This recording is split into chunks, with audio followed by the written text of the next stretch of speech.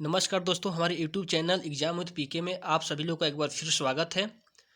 आज आप लोगों को साइंस के क्वेश्चन कराया जाएगा क्योंकि पिछले वीडियो में जीके के लगभग 20 क्वेश्चनों को कराया जा चुका है और ये बहुत ही इम्पोर्टेंट सारे क्वेश्चन हैं। आप लोग इसको तैयार करने का प्रयास करिए। चलिए हम लोग अगले क्वेश्चन को शुरुआत करते हैं। इसमें से जो पहला नंबर क्वेश्चन दिया है यानी 20 नंबर का जो क्वेश्चन है, अगला क्वेश्चन है, कह रहा है कि इनमें से किन जानवरों के समूह का खून ठंडा होता है। 4 ऑप्शन दिया हुआ है। ए वाला दिया है क्रो, केंचुआ, मेढक। बी वाला दिया है मेंढक, क्रो, व्हेल। सी वाला दिया है पेंगुइन, सेलमेंडर और बंदर। डी वाला दिया है रोहू, मेंढक और कोबरा। तो इसमें से जो डी वाला ऑप्शन है, आप लोग का डी वाला ऑप्शन बिल्कुल सही आंसर है, यानी कि रोहू, मेंढक और कोबरा। रोहू, मेंढक और कोबरा ये ठंडे इनका जो खून होता है ये ठंडा होता है। तो देखिए, जो जंतु होते हैं वो दो प्रकार के होते हैं, एक कोल्ड ब्लडेड होते हैं, एक वार्म ब्लडेड होते हैं। तो जो कोल्ड ब्लडेड एनिमल होते हैं वो विषम तापी होते हैं, यानी कि मौसम परिवर्तन के हिसाब से उनके ब्लड का जो सिचुएशन है वो बदलता रहता है। जबकि जो वार्म ब्लडेड एनिमल होते हैं, जैसे कि इंसान हो गया और स्तनधारी जीव जंतु जितने हो गए, जितने पक्षी हो गए, वो सब क्या होते हैं, वार्म ब्लडेड एनिमल्स होते हैं। उनके शरीर का टेम्परेचर हमेशा समान रहता है, चाहे वो गर्मी का मौसम हो या ठंडी का मौसम हो। अगर इंसान के टेम्परेचर, ब्लड का टेम्परेचर 37 डिग्री सेंटीग्रेड है या शरीर का टेम्परेचर, तो हर एक मौसम में 37 डिग्री सेंटीग्रेड ही रहेगा, उसमें कोई बदलाव नहीं होगा, क्योंकि ये समतापी जंतु होते हैं। जबकि विषमतापी कोल्ड ब्लडेड एनिमल्स, ऋतु परिवर्तन, ठंडी और गर्मी का उनके ऊपर प्रभाव पड़ता है और उनके ब्लड का जो टेम्परेचर है वो बदलता रहता है। तो इस तरह से इसका ऑप्शन डी नंबर हो जाएगा। रोहू, मेंढक और कोबरा जो जंतु हैं ये कोल्ड ब्लडेड एनिमल्स हैं, यानी कि इनके खून जो होता है वो ठंडा होता है। चलिए अगला क्वेश्चन।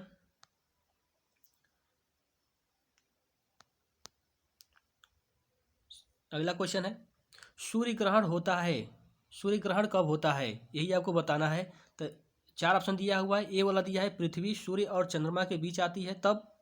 बी वाला दिया है चंद्रमा सूर्य और पृथ्वी के बीच आता है तब। सी वाला दिया है संकट के दौरान। और डी वाला दिया है सूर्य, चंद्रमा और पृथ्वी के बीच आती है तब। तो अब आप लोगों को बताना है कि इसमें से कौन सा विकल्प सही है, बताइए। तो देखिए, सूर्य ग्रहण और चंद्र ग्रहण, दो ग्रहण लगता है, एक सूर्य ग्रहण और दूसरा चंद्र ग्रहण। तो सूर्य ग्रहण जो लगता है अमावस्या के समय लगता है और चंद्र ग्रहण लगता है पूर्णिमा के समय लगता है। तो सूर्य ग्रहण कब लगता है, इस चीज़ को आप लोगों को देखना है। तो देखिए, सूर्य ग्रहण तब लगेगा जब सूर्य ग्रहण तब लगेगा जब चंद्रमा सूर्य और पृथ्वी के बीच में अगर आ जाती है। अगर चंद्रमा सूर्य और पृथ्वी के बीच में, सूर्य और पृथ्वी के बीच में ये अर्थ हो गया, सूर्य और पृथ्वी के बीच में अगर चंद्रमा आ जाता है तो इस स्थिति में सूर्य ग्रहण लगता है। क्यों? क्योंकि सूर्य से आने वाला प्रकाश चंद्रमा से टकरा करके जितना भाग रुक जाता है उतना हिस्सा पृथ्वी पर से हम सूर्य के हिस्से को नहीं देख पाते हैं। तो इस कंडीशन को ही सूर्य ग्रहण बोलते हैं। तो इसका विकल्प नंबर हो जाएगा आप लोगों का, सूर्य ग्रहण कब लगता है, तो जब सूर्य और पृथ्वी के बीच में चंद्रमा के आ जाने से सूर्य ग्रहण लगता है। तो किस विकल्प में दिख रहा है, तो देखिए, चंद्रमा सूर्य और पृथ्वी के बीच में आती है, तो बी वाला ऑप्शन आप लोगों का बिल्कुल सही है। कह रहा है कि चंद्रमा सूर्य और पृथ्वी के बीच में आने से सूर्य ग्रहण होता है। तो आपको ध्यान होना चाहिए कि सूर्य ग्रहण कब होता है, चंद्रमा बीच में आता है, सूर्य और पृथ्वी के बीच में चंद्रमा के आ जाने से सूर्य ग्रहण लगता है।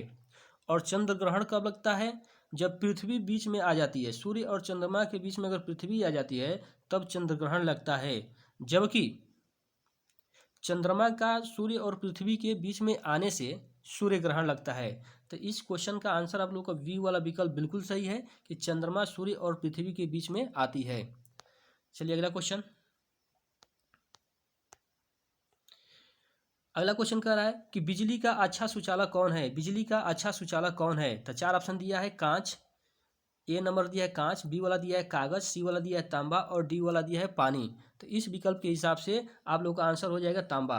तांबा जो होता है वो बिजली का सबसे अच्छा सुचालक होता है। जबकि अगर ये कहा जाए कि सबसे अच्छा सुचालक बिजली कौन होता है, तो चांदी। सबसे अच्छा सुचालक जो होता है वो चांदी होता है, दूसरे नंबर पर तांबा होता है और तीसरे नंबर पर एल्युमिनियम होता है। तो एल्युमिनियम का ही अक्सर प्रयोग किया जाता है क्योंकि ये सस्ता और बहुत अधिक मात्रा में पाया जाता है। चलिए नेक्स्ट क्वेश्चन। बेरी बेरी किस विटामिन की कमी से होती है? बेरी बेरी किस विटामिन की कमी से होती है? तो बेरी बेरी जो होता है वो विटामिन बी की कमी से होता है। विटामिन बी की कमी से बेरी बेरी नामक रोग हो जाता है। इसलिए इसका ऑप्शन नंबर बी वाला बिल्कुल सही आंसर है। विटामिन बी का जो रासायनिक नाम हो जाएगा, वैसे बेरी बेरी विटामिन बी में कई प्रकार के विटामिन होते हैं, B1 B2 B3 B4। तो B1 की कमी से ही बेरी बेरी होता है और इसका रासायनिक नाम है थायमिन। इसको थायमिन बोलते हैं। इसको क्या बोलते हैं? थायमिन बोलते हैं। और विटामिन ए का जो रासायनिक नाम है वो क्या है? रेटिनाल है। विटामिन ए का रासायनिक नाम है रेटिनाल, इससे रतौंधी होता है। विटामिन सी का जो रासायनिक नाम है, इससे स्कर्वी रोग हो जाता है। और विटामिन डी से होता है सूखा रोग हो जाता है। तो इस तरह से चारों विकल्प बिल्कुल सही है। चारों विकल्पों में से बी वाला विकल्प आप लोगों का सही हो जाएगा, क्योंकि बेरी बेरी किस विटामिन की कमी के कारण होता है? तो बेरी बेरी विटामिन बी की कमी के कारण होता है। चलिए अगला क्वेश्चन। एटीपी है। एटीपी क्या है? आपको बताना है कि एटीपी क्या है। तो इसमें चार ऑप्शन दिया है। एडिनोसिन, एडिनोसिन टेट्राफास्फेट, और बी दिया हुआ है एडेनिन ट्राइफास्फेट, सी वाला विकल्प दिया हुआ है एडेनोसिन ट्राइफास्फेट, और डी वाला दिया है इनमें से कोई नहीं। तो आपको बताना है कि एटीपी क्या है, इसका फुल फॉर्म बताना है। तो इसका फुल फॉर्म हो जाएगा आपका सी वाला विकल्प जो है वो बिल्कुल सही आंसर है, adenosine triphosphate. Adenosine triphosphate, adenosine triphosphate, C वाला विकल्प सही है। एटीपी को क्या बोलते हैं? एटीपी को इसे जीवन की ऊर्जा भी कहते हैं। ये जंतुओं और पौधों के कोशिकाओं में पाया जाता है। एटीपी जो होता है ये जंतुओं और पौधों के कोशिकाओं में पाया जाता है। इसका फुल फॉर्म है एडिनोसिन ट्राइफास्फेट। इस तरह से आपका विकल्प नंबर सी वाला बिल्कुल सही आंसर है। चलिए अगला क्वेश्चन। अगला क्वेश्चन देखिए आप लोग। अगला क्वेश्चन कह रहा है कि इनमें से कौन सा नियम अर्नस्ट हैकल द्वारा दिया गया था? इनमें से कौन सा नियम अर्नस्ट हैकल द्वारा दिया गया था? तो ऑप्शन ए है वंशानुगत का नियम, बी है बायोजेनेटिक का नियम, सी है प्रभुत्व का नियम, और डी है पृथक्करण का नियम। डी है पृथक्करण का नियम। कह रहा है कि इनमें से कौन सा नियम अर्नस्ट हैकल द्वारा दिया गया था? तो इसका राइट आंसर हो जाएगा बी वाला आंसर हो जाएगा बायोजेनेटिक का नियम। बायोजेनेटिक का जो नियम था अर्नस्ट हैकल ने दिया था, जबकि वंशानुगत का नियम जो है इसको मेंडल ने दिया था। इसको किसने दिया था? मेंडल ने दिया था। इसको मेंडल ने दिया था। और जो प्रभुत्व का नियम है, पृथक्करण का नियम है, ये सारा जो नियम है मेंडल का है। जबकि बायोजेनेटिक का जो नियम है वो इसको अर्नस्ट हैकल ने दिया था। इस तरह से बी वाला ऑप्शन हम लोग का बिल्कुल सही आंसर है। अगला क्वेश्चन। बर्फ के पिघलने का तापमान है। बर्फ किस टेम्परेचर पर पिघलना शुरू हो जाता है? इसको आप लोग बताएंगे। बर्फ के पिघलने का तापमान क्या है? तो इसका जो विकल्प दिया है, ए दिया है 100 डिग्री सेंटीग्रेड, बी दिया है 4 डिग्री सेंटीग्रेड, सी दिया है 0 डिग्री सेंटीग्रेड, और डी दिया है 5 डिग्री सेंटीग्रेड। तो इसका जो सी वाला ऑप्शन है ये बिल्कुल सही आंसर है, क्योंकि जो बर्फ है इसी पर 0 डिग्री सेंटीग्रेड पर ही इसका जमना होता है। हिमांक बिंदु भी है, जमता भी है, और 100 डिग्री सेंटीग्रेड पर बर्फ पिघलता भी है। इसका हिमांक और गलनांक, हिमांक और जो गलनांक है वो दोनों क्या है? 0 डिग्री सेंटीग्रेड है। जबकि इसका बॉइलिंग पॉइंट जो है, क्वथनांक जो है, जो क्वथनांक है वो कितना है? 100 डिग्री सेंटीग्रेड है। और ये जो 4 डिग्री सेंटीग्रेड है बहुत इंपॉर्टेंट है, इसको याद रखिए। इस पर जल का जो घनत्व होता है वो अधिकतम होता है, जबकि आयतन न्यूनतम होता है। 4 डिग्री सेंटीग्रेड पर जल का घनत्व अधिकतम और आयतन जो होता है वो न्यूनतम होता है, इसको याद रखिए। और हिमांक बिंदु और जो इसका गलनांक बिंदु होता है वो 0 डिग्री सेंटीग्रेड होता है। बर्फ का जो हिमांक और गलनांक होता है 0 डिग्री सेंटीग्रेड होता है, जबकि 100 डिग्री सेंटीग्रेड पर जल का क्वथनांक होता है। तो इसलिए बर्फ का जो पिघलने का तापमान है वो क्या है? 0 डिग्री सेंटीग्रेड है। इसका आंसर सही आंसर सी वाला हो जाएगा। चलिए नेक्स्ट क्वेश्चन। अगला क्वेश्चन कर रहा है कि हीमोग्लोबिन किसमें पाया जाता है? हीमोग्लोबिन किसमें पाया जाता है? ए ऑप्शन दिया है नस में, बी दिया है मूत्र में, सी दिया है रक्त में, और डी दिया है एड्स में। तो इसका आंसर सभी लोगों को पता होगा कि जो हीमोग्लोबिन है वो पाया जाता है रक्त में पाया जाता है। हीमोग्लोबिन कहाँ पाया जाता है? ब्लड यानी कि रक्त में पाया जाता है। और हीमोग्लोबिन में सबसे अधिक मात्रा किसकी होती है? तो आयरन ऑक्साइड की होती है। किसकी होती है? आयरन ऑक्साइड की होती है, यानी कि आयरन की मात्रा होती है हीमोग्लोबिन में सबसे अधिक होती है। और हीमोग्लोबिन किस में पाया जाता है? रक्त में पाया जाता है। चलिए अगला क्वेश्चन, एक परमाणु के नाभिक में क्या होता है? तो सबसे पहले देखिए परमाणु के नाभिक में क्या होता है। तो ऑप्शन ए दिया है इलेक्ट्रॉन और न्यूट्रॉन, बी दिया है इलेक्ट्रॉन और प्रोटॉन, सी दिया है प्रोटॉन और न्यूट्रॉन, और डी दिया है केवल न्यूट्रॉन। तो आप लोगों को पता होना चाहिए कि परमाणु के नाभिक में क्या होता है। तो सबसे पहली बात कि परमाणु क्या है। तो परमाणु के नाभिक की खोज किसने की थी? परमाणु के नाभिक की खोज किया था रदरफोर्ड ने। किसने किया था? रदरफोर्ड ने किया था। और जो परमाणु होते हैं इसके 3 मौलिक कण होते हैं, इलेक्ट्रॉन, प्रोटॉन और न्यूट्रॉन। तो इसमें कह रहा है कि नाभिक में कौन कौन से कण होते हैं। तो आपको पता होना चाहिए कि जो परमाणु का नाभिक होता है वो प्रोटॉन और न्यूट्रॉन से मिलकर बना होता है। तो इसका ऑप्शन नंबर जो सी वाला है बिल्कुल सही आंसर है, प्रोटॉन और न्यूट्रॉन। परमाणु के नाभिक में प्रोटॉन और न्यूट्रॉन होते हैं, जबकि उसके चारों तरफ कक्षक में जो चक्कर लगाते हैं वो क्या होते हैं? इलेक्ट्रॉन होते हैं। चलिए नेक्स्ट क्वेश्चन, अगला कह रहा है कि पारे में मिले धातुओं के मिश्रण को क्या कहते हैं? पारे में मिले धातुओं के मिश्रण को क्या कहते हैं? ऑप्शन ए दिया है अमलगन अर्थात पारद धातु मिश्रण, बी दिया है मिश्र धातु, सी दिया है पारा नमक, डी दिया है विलयन। तो इसका सही आंसर हो जाएगा आपका ए वाला विकल्प जो है बिल्कुल सही आंसर है कि पारे में मिले धातुओं को पारद मिश्र धातु मिश्रण कहते हैं, क्योंकि पारे को किसी भी धातु में अगर मिला दिया जाए तो उसको अमलगन बोला जाता है। इसको क्या बोला जाता है? अमलगम बोला जाता है, यानी पारद धातु मिश्रण बोला जाता है। तो इस तरह से सही आंसर आप लोगों का ये वाला विकल्प बिल्कुल सही है। चलिए अगला क्वेश्चन, कह रहा है कि अमोनियम क्लोराइड का सही सूत्र क्या है? अमोनियम क्लोराइड का सूत्र क्या है? ऑप्शन ए दिया है NH4Cl, बी दिया है NH4Cl2, सी दिया है NHCl2, डी दिया है NH4Cl4। तो इसका जो सही आंसर है, राइट आंसर है, वो हो जाएगा आपका बी वाला NH4Cl2। सही आंसर क्या हो जाएगा? NH4Cl2। NH4Cl2 अमोनियम क्लोराइड का सूत्र है NH4Cl2। अगला क्वेश्चन, लोहे में जंग लगना क्या है? देखिए वो लोहे में जंग लगता है तो इसको क्या बोलते हैं, किस तरह का ये परिवर्तन है, यही बताना है। ऑप्शन ए दिया है भौतिक परिवर्तन, बी दिया है रासायनिक बदलाव, सी दिया है बायोकेमिकल परिवर्तन, और डी दिया है विद्युत रासायनिक परिवर्तन। तो देखिए जो लोहे में जंग लगना जो है उसको हम लोग बोलते हैं रासायनिक परिवर्तन। इसका बी वाला ऑप्शन बिल्कुल सही हो जाएगा। देखिए जो परिवर्तन है, भौतिक परिवर्तन क्या है, रासायनिक परिवर्तन क्या है, इसको समझ लीजिए। भौतिक परिवर्तन का मतलब ये होता है कि एक वस्तु का रूपांतर दूसरे में हो जाएगा, लेकिन फिर रूपांतर के बाद फिर पुनः उसी अवस्था में प्राप्त कर लिया जाएगा, उसको भौतिक परिवर्तन बोलते हैं। जैसे जल है, जल से क्या बन जाता है? बर्फ। जल को ठंडा करने पर बर्फ बनता है, और बर्फ को थोड़ा सा टेम्परेचर बढ़ाया जाएगा तो पुनः क्या हो जाएगा? जल के रूप में प्राप्त हो जाएगा।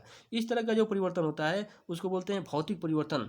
जबकि रासायनिक परिवर्तन में ऐसा कुछ नहीं होता है, एक बार बदल गया तो बदल गया, फिर दोबारा वापस नहीं आएगा, रिवर्स नहीं होता है। जैसे दूध है, दूध को अगर जमता है तो क्या बनता है? दही बनता है, लेकिन पुनः दही से दूध प्राप्त नहीं किया जा सकता है। तो इस तरह के परिवर्तन को हम लोग बोलते हैं रासायनिक परिवर्तन। इसलिए इसका जो सही आंसर है इस क्वेश्चन का, लोहे में अगर जंग लग जाएगा तो जंग से फिर लोहा नहीं प्राप्त होगा, तो इसलिए इसको हम लोग बोलते हैं रासायनिक परिवर्तन।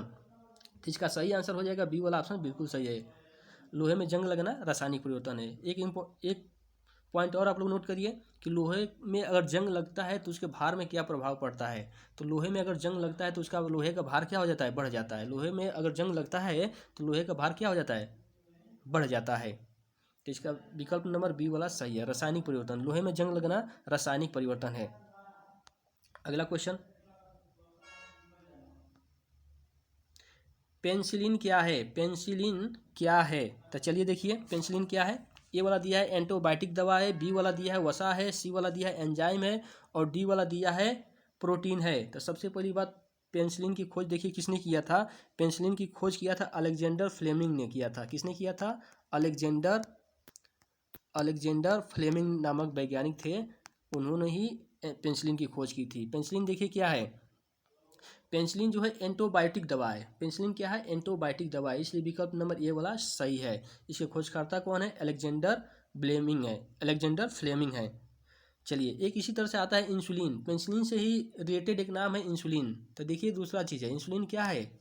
पेनिसिलिन एंटीबायोटिक दवा है, जबकि इंसुलिन जो है वो हार्मोन्स है। क्या है? हार्मोन्स है। अग्नाशय नामक ग्रंथ से इसका स्राव होता है। इस हार्मोन्स का स्राव जो होता है शरीर में, जो अग्नाशय ग्रंथि होती है उससे इसका स्राव होता है इंसुलिन का।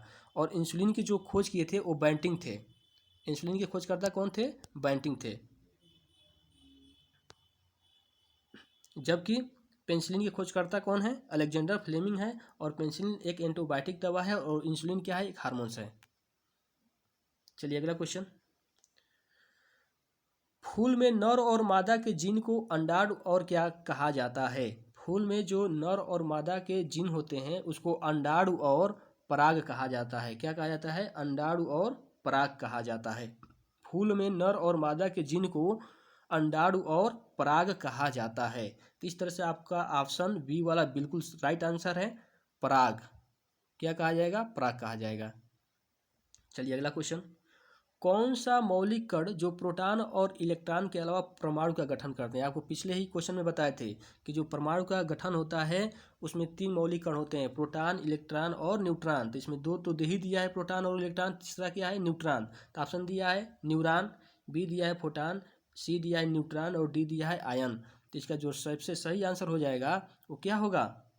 न्यूट्रॉन। जो मौलिक कण होते हैं प्रोटॉन इलेक्ट्रॉन के अलावा परमाणु जो बना होता है न्यूट्रॉन से मिलकर बना होता है। न्यूट्रॉन के जो खोजकर्ता हैं वो कौन है? चैडविक है। न्यूट्रॉन की खोज किसने किया था? चैडविक ने किया था। न्यूट्रॉन पर कौन सा आवेश होता है? ये क्या होता है? न तो धन आवेश होता है न तो ऋण आवेश होता है, कोई आवेश नहीं होता है, आवेशहीन होता है, कोई आवेश नहीं पाया जाता है।